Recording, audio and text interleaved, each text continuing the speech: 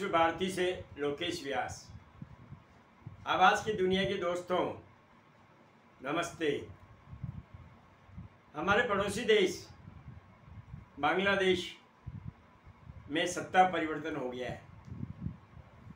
बांग्लादेश की प्रधानमंत्री शेख हसीना अपने आप को बचा करके भारत के सहयोग से भारत आ गई है। शेख हसीना भारत आ गई है, लेकिन पीछे बांग्लादेश के जो हाल है वो बेहाल है। आज की तारीख में बांग्लादेश में जो तांडव मचा हुआ है वो आश्चर्यजनक है। हिंदुओं पर तोड़फोड़ मारपीट चल रही है बिना किसी रोक टोक के। शेख हसीना जी भारत आ गई। देश में पूरे विश्व में 57 मुस्लिम देश हैं। एक भी मुस्लिम देश ने नहीं कहा कि आप हमारे यहाँ आइए। और अंत में भारत जो कि श्री राम का देश है यहाँ आई अपने आप को सुरक्षित रखने के लिए। उनकी बहन भी साथ में आई है। दोस्तों, इसमें दो बातें आती हैं। पिछले 1.5 महीने से आंदोलन चल रहा था, लेकिन भारतीय खुफिया एजेंसी रा ये पता नहीं लगा सकी कि ये आंदोलन शेख हसीना को हटाने के लिए है और भारत को परेशान करने के लिए किया जा रहा है, ताकि भारत में एक देश और ऐसा हो जाए जहाँ से भारत को परेशानी पैदा हो जाए। भारत की राह को बिल्कुल मालूम नहीं पड़ी कि इस आंदोलन के पीछे अमेरिका है, चाइना है, पाकिस्तान है। आज तो सब रेडियो कह रहे हैं कि इसके पीछे ये देश है, लेकिन अपनी राह को पहले क्यों नहीं मालूम पड़ी? यह एक सोच का विषय है। अपनी खुफिया एजेंसी इतनी मजबूत होनी चाहिए, कम से कम अपने पड़ोसी देशों का तो पूरा ध्यान रखें कि वहाँ क्या होने वाला है जो भारत के खिलाफ जा सकता है। अगर अपन को पहले मालूम पड़ जाती तो शायद शेख हसीना की गद्दी बच जाती।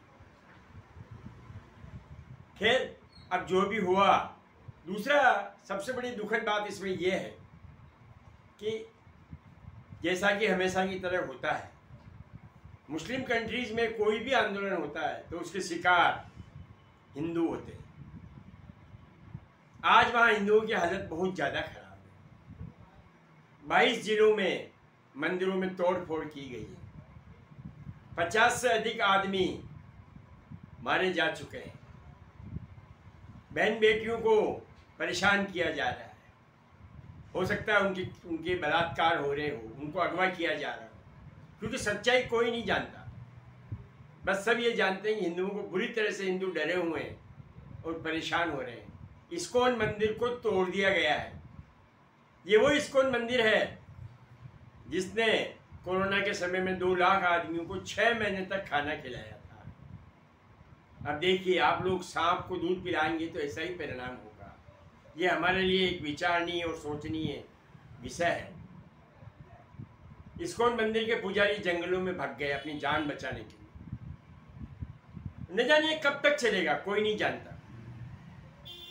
भारत सरकार को चाहिए इस विषय में कठोर कदम उठाए, विश्व का व्यापक दबाव बनवावे। हमारी विश्व में इतनी पहचान है, हमारे विश्व में, हमारी विश्व के अंदर एक प्रतिष्ठा है, तो क्यों नहीं हम लोग अमेरिका से और अन्य देशों से दबाव बढ़वाएं कि भाई हिंदुओं को और हिंदुओं के मंदिर को कुछ भी नहीं होना चाहिए, क्योंकि सारा किया जरा तो अमेरिका का ही है।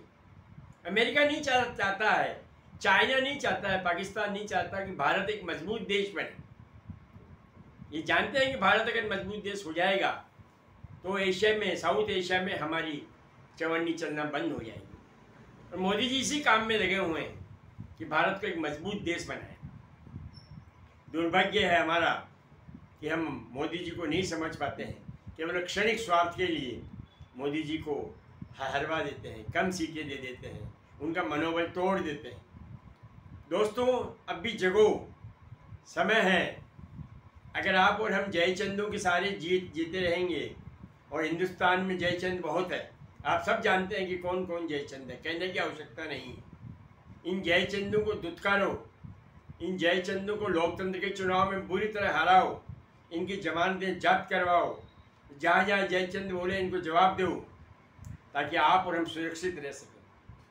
दोस्तों, शेख हसीना तो भारत आ गई, लेकिन कल अपने साथ कुछ होता है अपन कहाँ जाएंगे? हमारा तो देश एक ही है ना, हिंदुओं का तो हिंदुस्तान। और कौन सा देश है जहाँ हम जा सकते?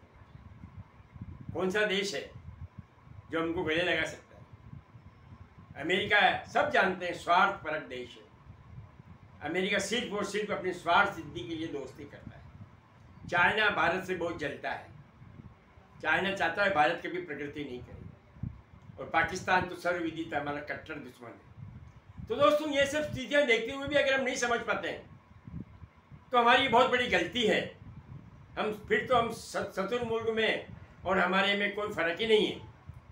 जो विपरीत परिस्थितियों में अपना मुंह रेत में छिपा के समझता है या मेरे को कोई शिकार नहीं कर सकता और वो मारा जाता है। दोस्तों, मेरे आपको यही निवेदन है कि अब चेतो, अब जग जाओ, बहुत सो लिए, अब जगने का समय है, एक हो जाओ। विश्व में कहीं भी किसी भी क्षेत्र में हिंदुओं पे कोई आक्रमण होता है तो उठ के जवाब दो। प्रधानमंत्री जी को, रक्षा मंत्री जी को, गृह मंत्री जी को इतने दबाव में लाओ, ऐसी प्लानिंग बनाए कि विश्व में हिंदुओं के खिलाफ कोई भी कार्य हो तो तुरंत ये लोग एक दबाव का वातावरण बनाए, हिंदुओं को बचाए। तो हिंदुओं को भी बार लगेगा कि भारत जो देश है उसमें इतनी शक्ति है कि वो हमारी रक्षा कर सकते हैं। तो मेरा पुनः आपसे निवेदन है कि आप जागो और समय के अनुसार सावधान हो जाओ, और हिंदू शक्ति को जागृत रखना है लगातार, ताकि हम जो गुलाम रहे हैं पहले, वो कभी स्थिति वापस नहीं आए। दोस्तों, मुझे बहुत पीड़ा है इस चीज़ की कि हमारे हिंदू वहाँ लूट रहे हैं, पिट रहे हैं। दोस्तों, आज तो ममता जी भी सीधी हो गई है। वो भी कह रही हम वही करेंगे जो भारत सरकार कही। उसको लग गया है पहली बार कि ये किसी के सगे नहीं, इसलिए ममता जी भी डर गई है और उन्होंने ऐसा कहा, वरना ममता जी कभी नहीं कह सकती। तो दोस्तों, आप मजबूत बनाइए अपने आप को, हिंदू समाज को, स्वयं को, तो हम लोग इनसे बच सकेंगे।